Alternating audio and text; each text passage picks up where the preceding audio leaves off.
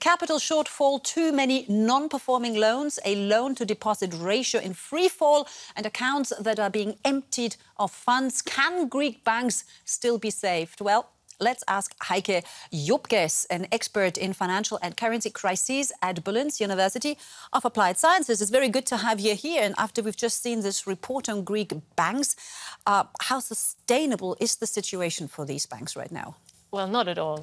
That's easy to answer. No, Greek banks have been under increasing pressure already since 2009 because in Greece we have a huge recession, and it has been continuing already since then, and was way deeper than in other countries. So no wonder unemployment increased and companies went bankrupt, and that of course means that they cannot repay the credits they became from the banks. So those non-performing loans are really a major problem, especially for Greek banks. Now, Greek banks have been helped so far. They received a lot of help from the European Central Bank. It's been extending its emergency liquidity assistance again and again. And as you mentioned already, and we have a graphic here, this is very, very necessary because bank deposits in Greece dropped from 240 billion euros, that was back in September 2009, to about 120 billion in July 2015. Question is, for how much longer can these emergency liquidity assistances by the ECB help Greek banks? How much longer is that allowed to happen? Well, I mean, in Greece, banks can only run and function with this emergency liquidity assistance.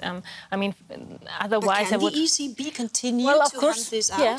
Of course, the ECB can do that, but of course, much more would be needed in order to help the banks because, I mean, now everyone in Greece is so afraid about having deposits at Greek banks that they will try as much as they can to withdraw them. Right now, they're limited, but as soon as these limits would fall, they would then try to get their entire deposits from the banks.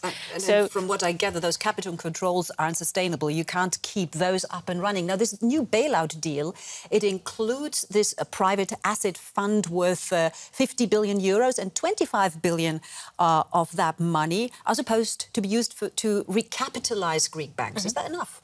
No, I think it's not enough, but it would be at least something to make them functioning and survive. Because right now we have a situation where they're really having an liquidity and insolvency issue, so both at the same time, and Greek alone cannot get out of the problem.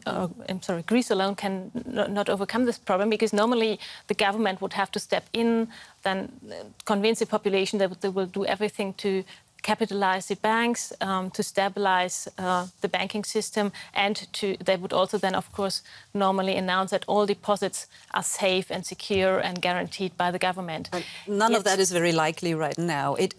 You paint a very desperate picture there. Now we have these bailout talks. Was it a mistake? Well, of course, it didn't help the banking system.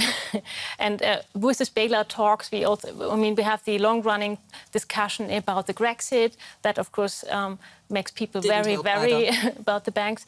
Plus, with the bailout talk, we also have the bail-in discussion. That is the question about how much should Greek creditors of the banking system and depositors also be involved in rescuing the banking system. And that, of course, is no help in order to stabilize the banking system. Well, Heike Joebges, thank you very much for your insight in this rather tricky situation there. Thank you for having me.